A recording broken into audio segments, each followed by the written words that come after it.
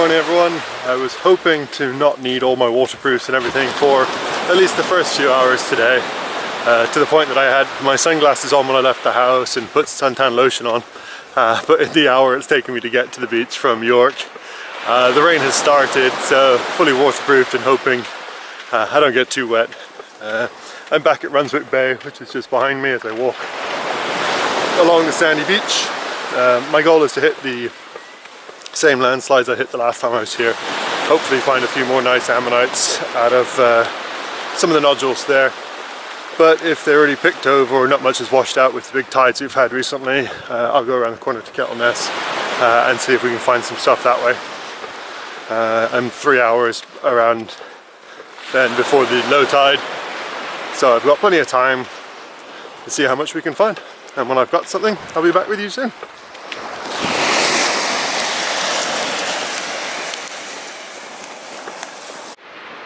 Since we were last here, there's been a lot of seaweed come in. I don't know whether that's through some high seas or the tides, but a lot of the areas and the shingles that I would have been searching before is now underneath a big pile of seaweed. But still searching through all of these fallen slabs, you can see hopefully some ammonites amongst the slabs, but all these flat shale preserved ones, which we will not be collecting. But I'm hoping that there might be some nodules. There's plenty of indicators that some people have had some beautiful nodules out of here. You can see some of the divots in these rocks in front. So obviously there have been some big nodules that have come out recently. Now we just need to see if we can find some of our own without doing anything silly like climbing up the top of that. No need to be up there.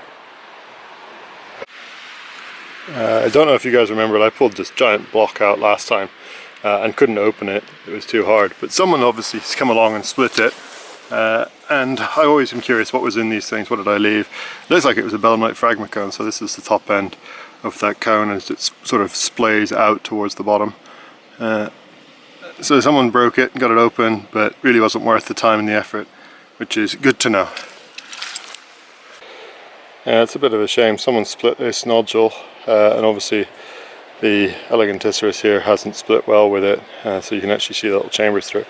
But they're cool little chambers that you can see inside with all the septa and the calcite inside. I quite like it, but unfortunately it's a bit broken. I hope they made the most of the rest of it, because it looks like there were several more in there. But it's nice to see. I was hoping I'd be back with you to find something or show something fun that I found, but the little landslides that were very productive to me last time I was here, pretty barren at the minute. A couple of nodules that were worth digging out, but nothing in those, just one big belemnite fragment cone.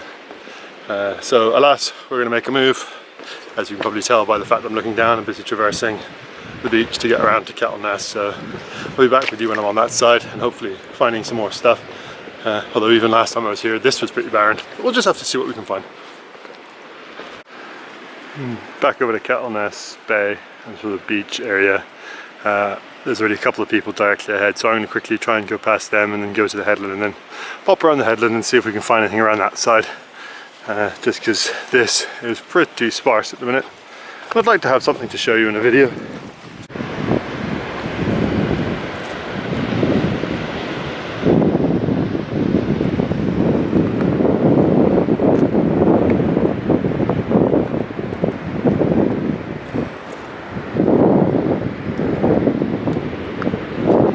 Onwards around the headland. A beautiful big belemnite dives into the rock up that way, but you've got the fragment cone coming out the back here that's just been eroding away. So I've come a long way around. I think it's what's called Goldsborough, but I might be wrong. But you've got the headland from Whitby around to Saltwick in the far distance. The nearer one is the one that you'd come around from Sands End and you come up to. Effectively there's a big slope there. There's a person actually at it at the minute, which is where your turnaround point normally for Sands End. So I've come this far because it's recommended for decks, and as much as I enjoy just a wander on the beach, I would like to find some fossils when I'm out here. So I've been looking. This is probably the nicest one so far. A beautiful big keel sticking out there. So I'm hoping that will prep a treat, and there's some other shelly bits in it. and there's a few more little decks down there. So we'll see if we can find a few more as we go along. There's another one there, if you're playing Spot the Fossil. There's another one there. So I'll see if I can find a few more bits and pieces, and I'll be back with you soon. Been having a bit of success with these blocks as a multi-deck block and a few others, but I got distracted by this lovely piece of wood. So you can see the colourified sections on each end, one there and the one underneath, and then the imprints of the wood on the rock in between. It looks really nice. If you look closely, someone's had one hell of a split on a deck. So I then stopped to have a look and picked up this beauty. And I don't know if you can see about here. Look at the colours on it. Pretty. Beside the deck there's a few other things knocking around. So pieces of this lovely bit of Hildoceras. That would have been a stonker with the sized ammonite if that was complete. But there's lots of other bits and pieces around. So I'm just going to keep looking and see what we can find. I hope we might get a few more bits beside those decks, but even if it's just a few decks and a nice walk, cannot complain too much. There are some more beautiful Eleganticeras. Look at this one, all the way down to its mouth border. It's a stunner. And as you might see, it's started to rain. So I'm hopeful it won't be too bad whilst I'm still around a long way. But if it is, I'm going to get wet. But I got all my waterproof, so it's okay. We can keep hunting for another hour or so before I have to make my way back because of the tides. And unlike the nodules on the other side, which are full of Eleganticeras and these green ones, obviously this area's got a lot of decks in it. Someone split this and it had a bit of a nightmare. And so you can see all the calcite filling the chambers around here. It's too far gone for me to do anything with it, so it's down the beach. But I thought I could show you all something a bit different. A big old lump of Phyloceras. You can always tell when you've got a big bit because it's got this nice wrinkled sort of texture that none of the other ammonites around here do. Although when they are smaller, they don't seem to have this quite as detailed, as quite as ridged.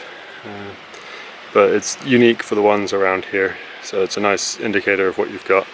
Then you play Spot the Fossil. And there's a little chunk of Hildoceras just there that I'm not going to pick up, just because it's a little piece. Now off the beach after quite a few hours on it. There haven't been a lot of finds, sadly. A few dacks, I say quite a few dacks in fact. Some that should hopefully prep well, but nothing that's worth showing off later. So what I will say is you should keep an eye out for my brand new series of videos, the before and after fossils when they've been found and then they've been prepped, which also then has a 3D digital content as well, so there'll be the opportunity for you to be able to look at them online, spin them around 3D, and also print them off. So if you're interested in that, make sure to like and subscribe to the channel to keep up with all the content, and keep an eye out for those later this week.